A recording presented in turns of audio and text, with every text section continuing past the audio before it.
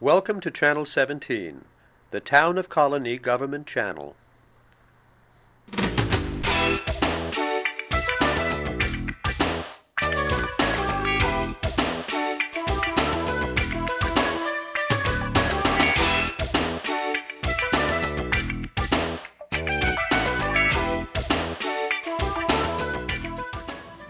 Hello and welcome to The Money Factor. I'm Richard Naylor, your host. Today we're going to be talking about resumes and cover letters. Pretty basic to getting a job. How can we make them better? How can we use them better? That's our topic. Our guest is Dr. Thomas Denham from Careers in Transition. He's been with us a couple times before, but I'm always happy to have you back. And it is good to be back. Well, Tom, this is not the best season for joy, although you're generally always in a pretty good mood, but the job market is not looking great. No, the job market is very bad. I am an optimist, and we will get through this, but some of the layoff numbers that I've been looking at indicate that we're really in the Great Recession right now. And that's why I thought we should switch around our programs and talk about cover letters and resumes. Before we do, just as an introduction, do you think this climate is affecting people in terms of getting ready for getting a new job, or how are people reacting, or anything about the current climate? Well, one of the problems we face is that if you've been downsized or laid off, or you think you're going to be laid off, most people don't have any kind of strategy. It's kind of put your head down, do the best job you can, and then take the consequences. And people are really not as proactive. They tend to be more reactive. So if you have a job right now, you should be thinking, what are my options? What are my short-term goals? What are my intermediate-term goals? What are my long-term goals?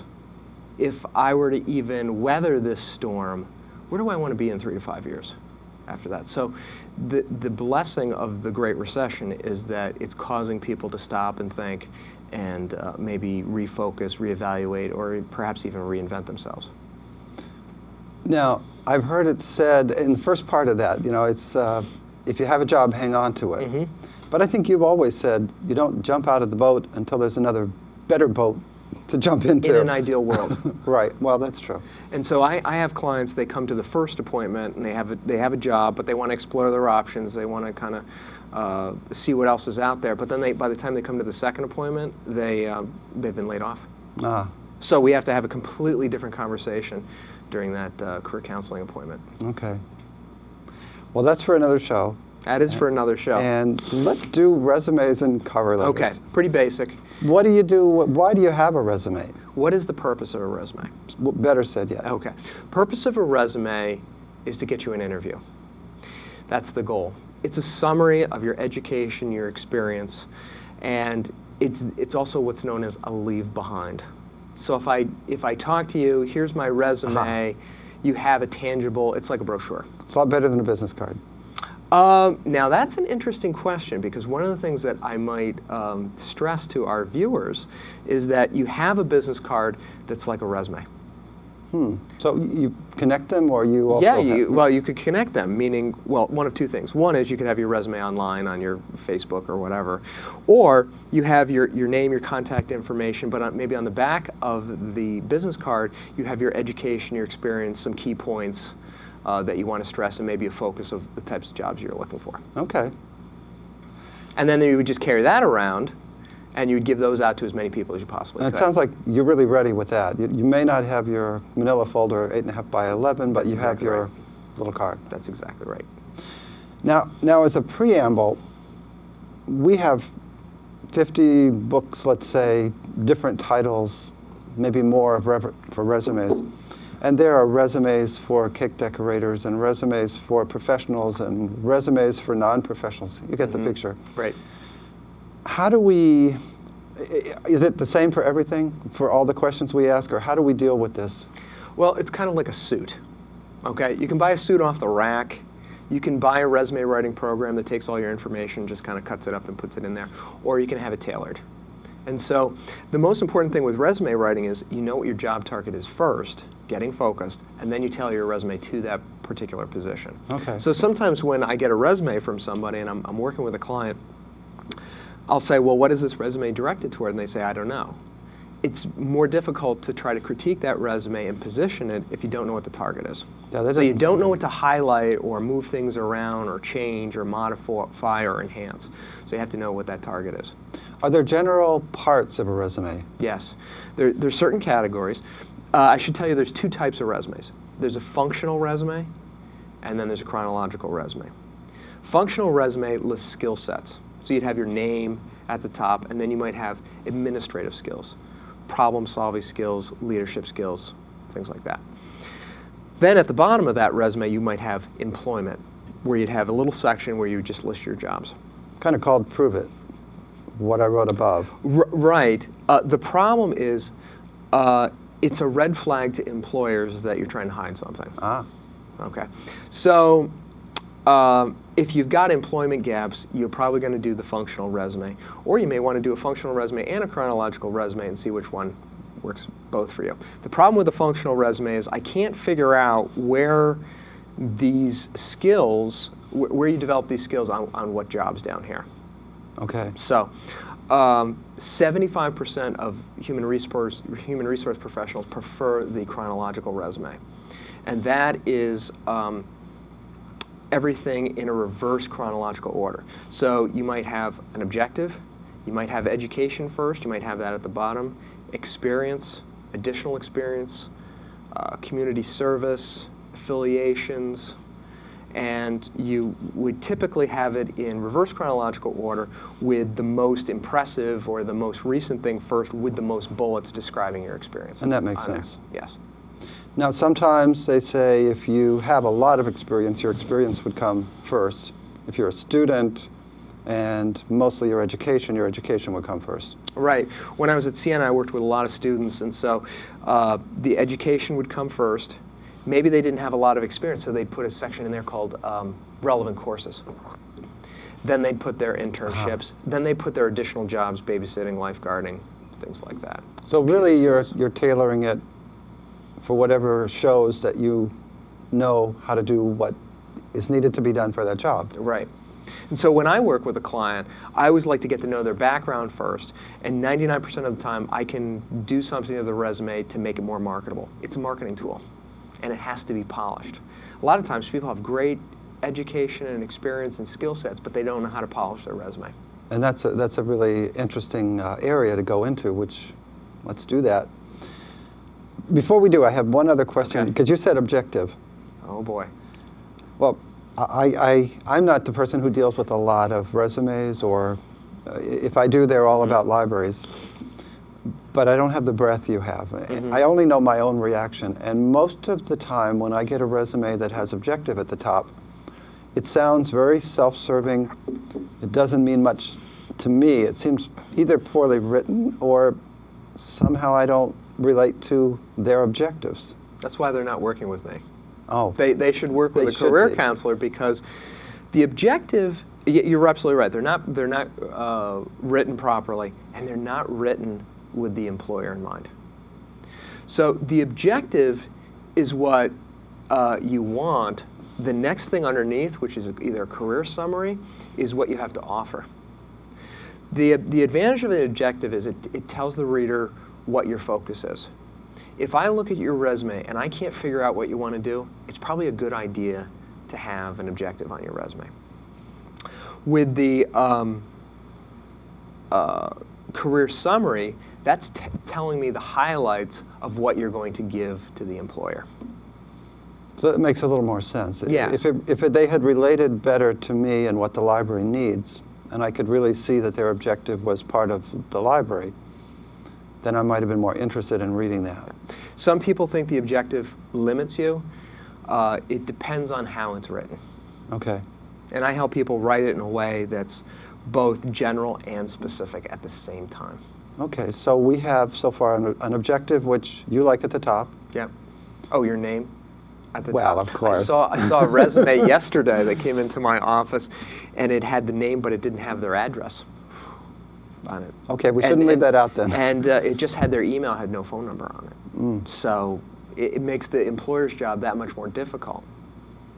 It maybe says that I'm a modern, technologically savvy person but maybe the employer is not the person who wants to be wondering if the email is going to be written correctly or whatever. Or maybe their preferred mode of communication is speaking on the phone. Right. But you didn't give them that opportunity. Right. And you want to give them every opportunity they have. That's right. Okay, objective, education or experience, depending on what you want. Objective, career summary. Career summary could be 3 to 5 bullets, maybe a couple more. Then experience. You might want to have your job title first, then your place of employment, the city, the state, and the date. Then you're going to have some bullets underneath. And I have a handout on resume action verbs, and people can contact me, and I'll be happy to send that on to them. And I also have sample resumes that can be useful. For your first job, in an ideal world, you would want to have the most bullets there, and then the next job, fewer bullets, and then fewer bullets and fewer bullets. So it would show some kind of progressive experience there. And I know from working with civil service here that there are code words in civil service, and what you're suggesting is there are code words everywhere. So if you say managed, created, initiated, something like that, it's a lot better than helped. Right, or assisted, or worked at, or responsible for. Right. So with that could mean worked at, could be anything. Right. So when I'm working with a client, I have, I don't know, there's got to be 100 action verbs. And I have them go through and circle the ones which are the most powerful and the most descriptive. I also don't want a client to say assisted, assisted, assisted, assisted, assisted. I want them to mix up the words. And sometimes they don't even realize that that first word is the action verb, and then they can go through. They also can go through and they can rank these things. Maybe managed should be higher up the top than assisted, right, which is farther down below. I like to keep one line per description, not going on to multiple lines. Not having a paragraph. We want to have bullets because we don't read anymore, we scan. And I'm sorry to tell a librarian that, but we don't read anymore. We scan things. Well, I mean, we're talking about a very specific situation, so I'm not offended. When somebody picks up War and Peace, if they scan it, well, enjoy yourself. I don't think you'll get much out of it. But with a resume, and you said before we started, if you got 200 or 100 or 300 resumes for one job, you really are going to be looking to find something out of that as quickly as possible. The goal of the human resource professional or the recruiter or the hiring manager is to go through this stack and weed it down to a reasonable amount of people where they can actually go back and read the cover letter. Wow. Yes. And then once I do that, then I'm going to pick up the phone and maybe do a telephone screening interview. So that's interesting because I think most people's idea is, well, the cover letter goes on top and the resume goes underneath, and I'm really just I'm talking to you first with the cover letter, and then you're going to look at the resume, but that's not the way life works. I'm debunking the myth. Okay. And I know this because I used to hire at Siena College, and we would get at least 100 applicants for a position. I don't have that kind of time to read 100 cover letters. So what I would do is, for this position, it would require a master's degree. So I would go through all the resumes, and I would take out all the people that did not have a master's degree, and I put them in the no pile. It's a weeding technique, and it's there to help me save time, because that's one of the things that we're trying to do in today's modern world is be efficient. Then I'd go back and I'd look at their experience, and then I'd see how many people worked in a college, and I would take out all the people that didn't work in a college. Then I would go through and I would weed out all the people that didn't work in student services. I put them in a little separate pile. So you knew what you wanted. I have a visual image of the type of person I want because I wrote a job description and this is the kind of person I want. Then I would go through and see which people worked in a career center. Let's say I got this stacked down to 5 people.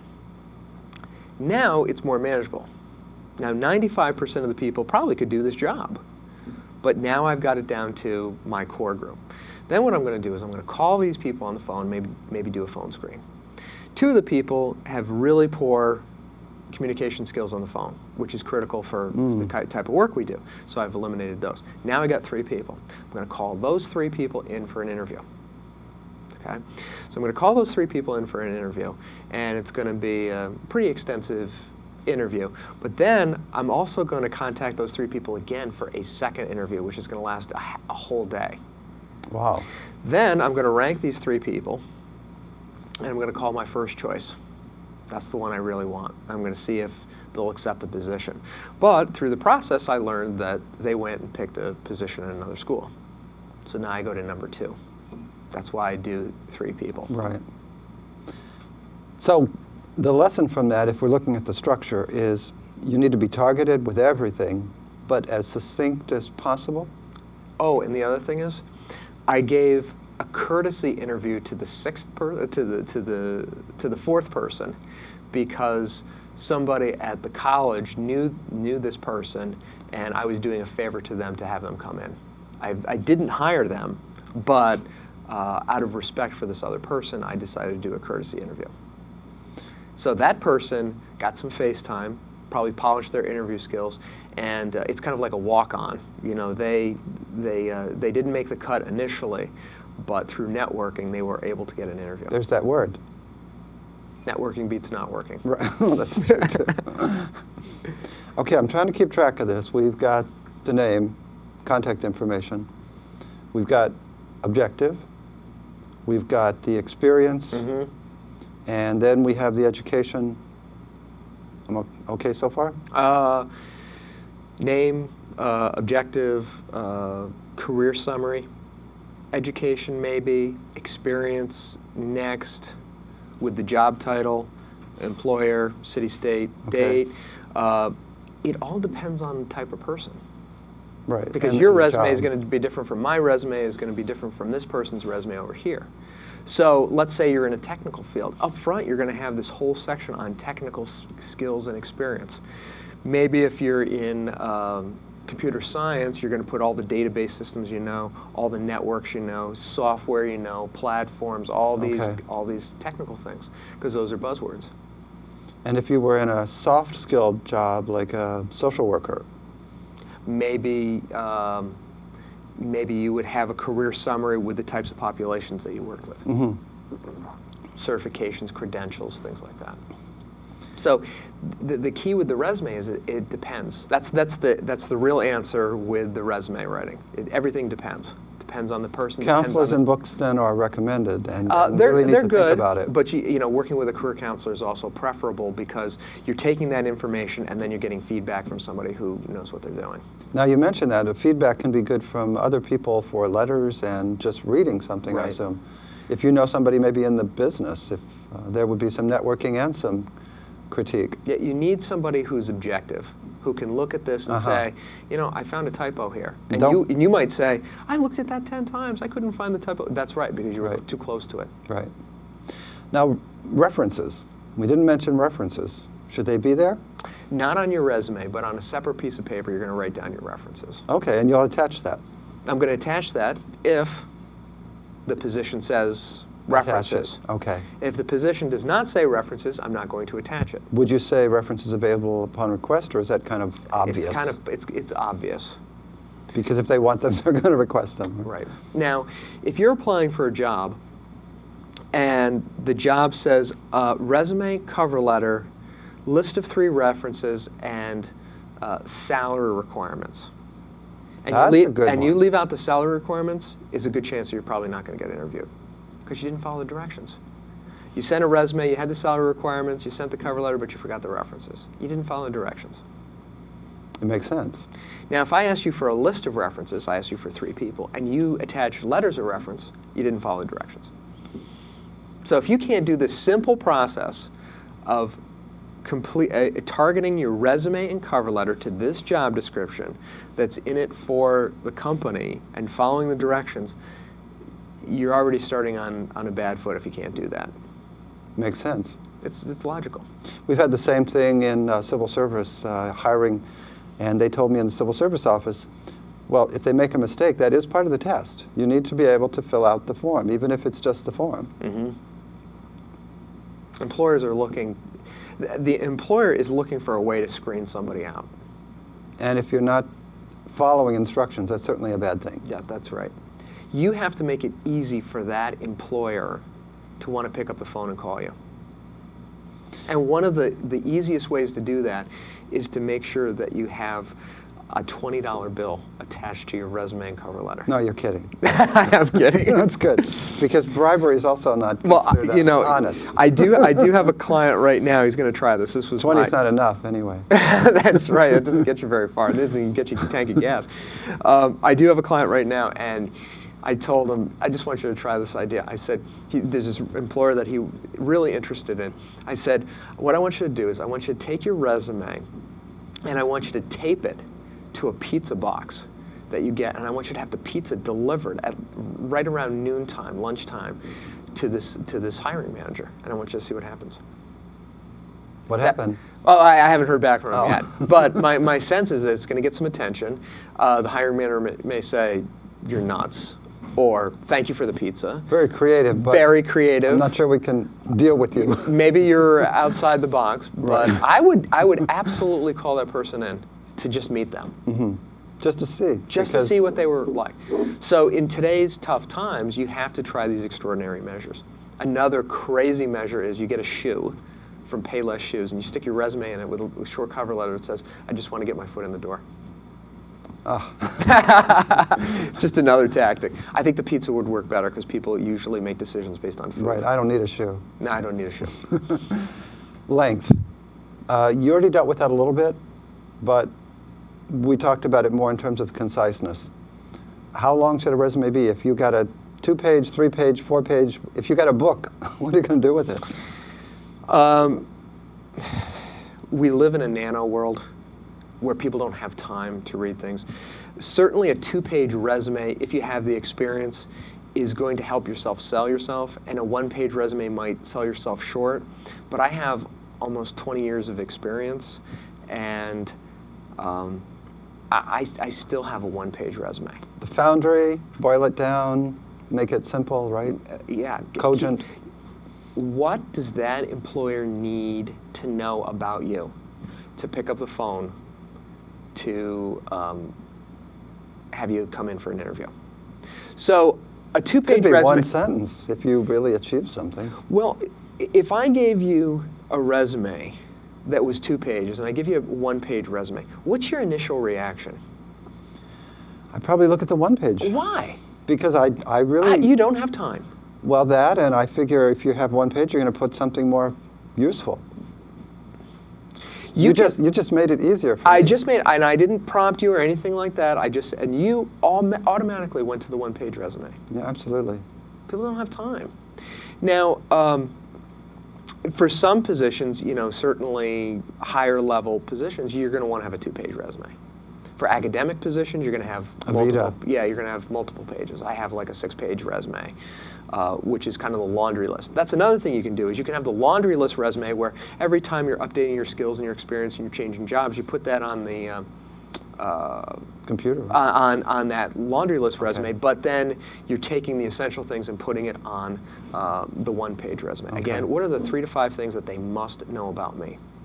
It's a trigger. They have to pick up the phone. So when you look at your resume and you're thinking, is this good or not? You have to ask yourself, after reading this, will somebody pick up the phone and call me? That's the litmus test. The other thing about a resume is the top half is always the most important. It's kind of like the credits in a movie. You don't sit through the whole credits and wait until you find out who the dolly grip and the costume is and that kind of thing. Right. You find out who the actor and the actress is and maybe stay for a minute or 2. So everything in the top half of your resume must sell and tell who you are. The things at the bottom make you well-rounded, maybe interesting, but you've got to grab their attention. Now here's a question on embroidery, I guess, or lack of. There's honesty, there's exaggeration, and then there's don't be afraid to toot your horn. How do you draw the line? What works, what doesn't work? There's honesty, exaggeration, and then there's results. Okay, translate that. I would always advocate for being honest. There are plenty examples of people who have stretched the truth on their resumes, only to be hired and only to be quickly fired. Or if you stretch the truth or even lied on your resume and you were hired and you worked for some company for 5 years, and then they found out that you had lied on their resume, your total credibility over that 5-year period might be questioned as well. Because if you lied once, maybe you lied about other things as well. So, especially things like degrees. I mean, that degrees. Would be that is so obvious that, you know, people will find that stuff out, and people can do checks, and people do checks now. They do criminal investigations, they do background investigations, whether you receive these degrees.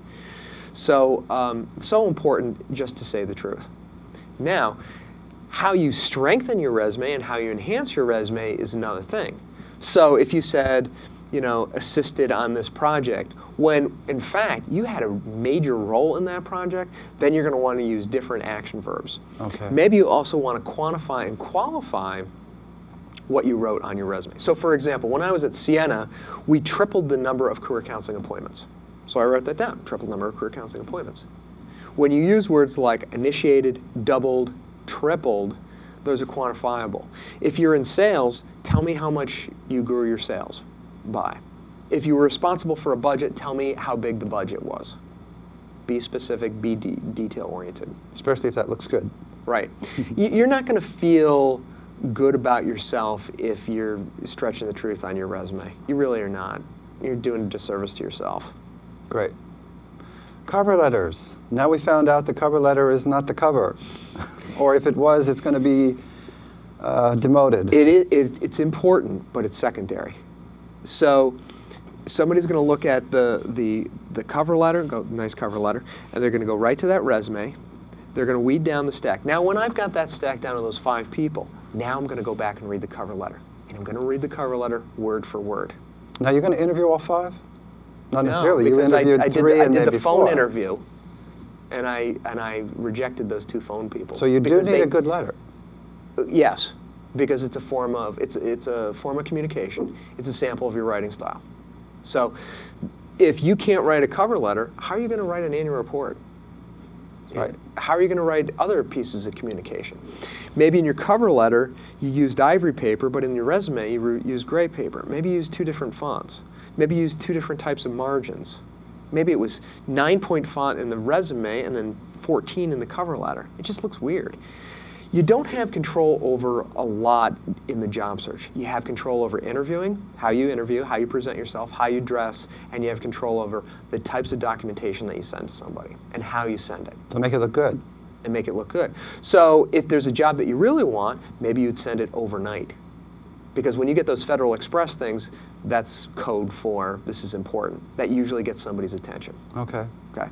You want to get the cover letter and the resume read.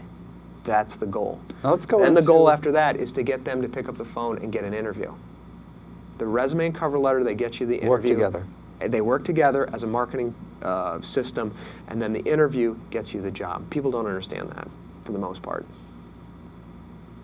Format of the letter, a tone of the letter. Angry. Let's No. Sometimes people do have a lot of anger in their cover letters. So there's going to be a couple paragraphs here. The first paragraph is going to introduce yourself and connect with that person or that company. Second paragraph, probably going to be about your education and your experience. Third paragraph, more experience using examples. Maybe fourth paragraph, closing. I've written a cover letter that had 7 paragraphs, but they were short paragraphs. Mm-hmm. You don't want to have a paragraph that's got 10 sentences that's about that big. The reader is not psychologically invited in to read that.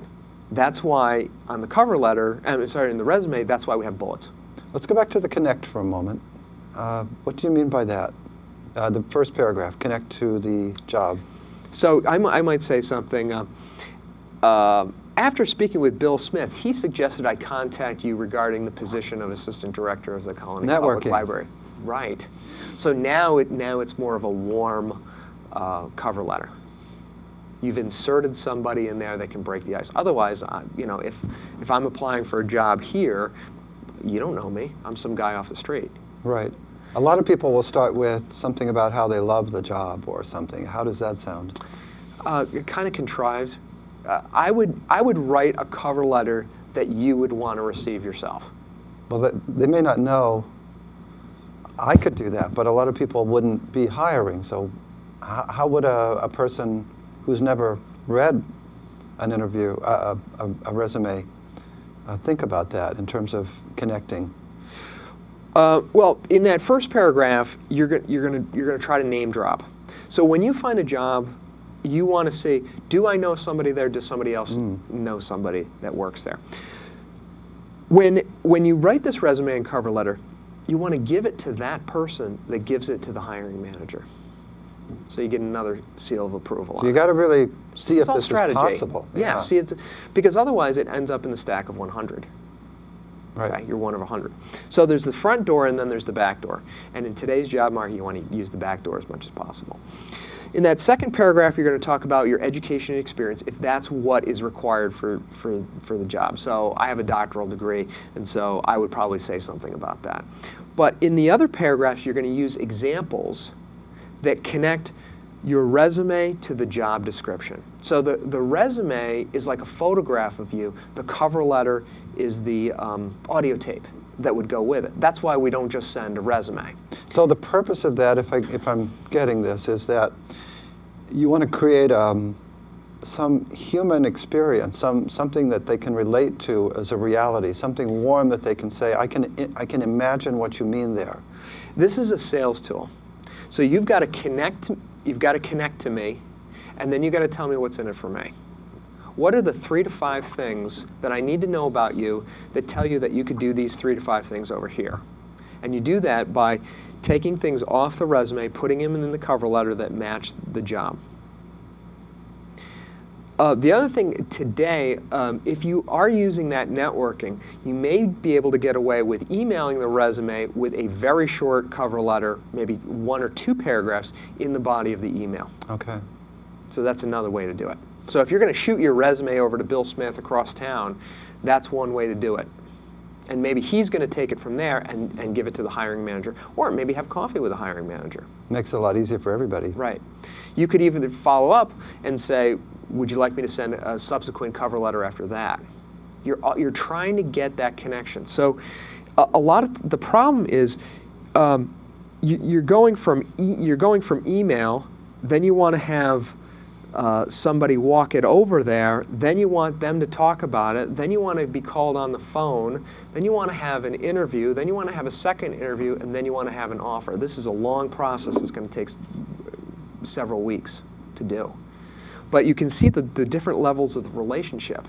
And I think you're saying in this cover letter, you really need to focus on what they're looking for. It's all about them. And if you're trying to appeal to them that you need it or you love it, that's not going to be terribly relevant to the other They do person. want to know that you're passionate about it and that you want to work for them in particular. It's kind of like getting a date to the junior prom. I mean, everyone wants to go to the junior prom. The question is, do you want to go with me or just with anybody? So yes, that passion element has to be there, but what are you going to do for me? You have all this great experience. Now it's time for you to sell yourself. And there are many people that have a hard time expressing that on a piece of paper. And you only have one sheet here. Yeah, one sheet, one resume, one cover letter, 1 page each, 90% of the time. You worked in networking a few times. I wasn't surprised. I know that in your experience, and I guess from what I've read, 85, 90% of jobs really are won because you know somebody or some kind of a relationship. You know, ever since I've moved from my being the director of the Siena College Career Center to my private practice where I career counsel people in the community, I feel that networking is so critical. It is a lost art.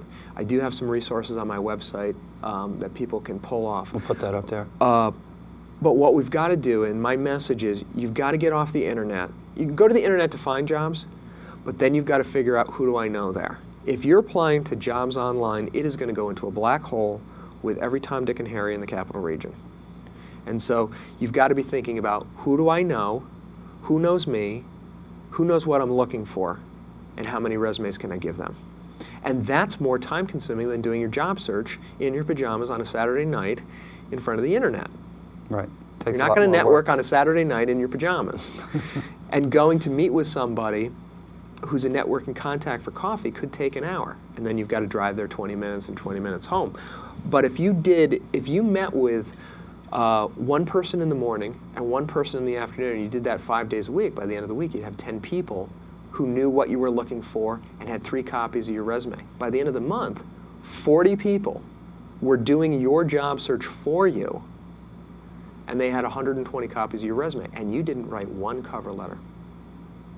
Cover letters are hard, a lot harder than writing a resume, and they're more time consuming. Now, 80% of those people that you met with, 80% of the 40 people, were totally useless. Okay? They didn't give you any leads or anything like that.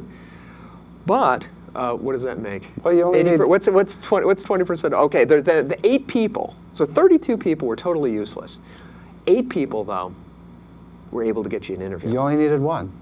Yeah. Well, you might only need 1. So 8 people, 20% got you an interview. 80-20 rule. Of those 8 people and 8 interviews, you got 4 second interviews, and then you got 2 offers. That's the way I'd want people to do their job search. Very important. But that is incredibly time consuming. But that's the way to go. So, but we don't want to leave that out when we talk about resumes and cover letters because, well, one more thing before we go. We're kind of out of time, but we always take a little extra here. You mentioned online. Should people have a website these days to link to, or should they leave it at the paper? Yeah. Resume should be on your Facebook, on your LinkedIn.com account. You should be using Facebook as part of your job search. You should be using the internet as part of your job search, but the internet should be 5% of your time. It's that in-person networking, the neglected art of schmoozing, where people should be bringing their resume and meeting with people one-on-one. And I guess we have to stress that the website, this is business. This is not, no jokes, nothing silly. Right, right. Be professional. Be professional. Once again, I want to thank you. Thank you for having me. It was a good This is show. A very fundamental issue, but important. Yep. And I want to thank you for watching. I hope you enjoyed the show, you got something out of it, and I hope you have a great week. Take care.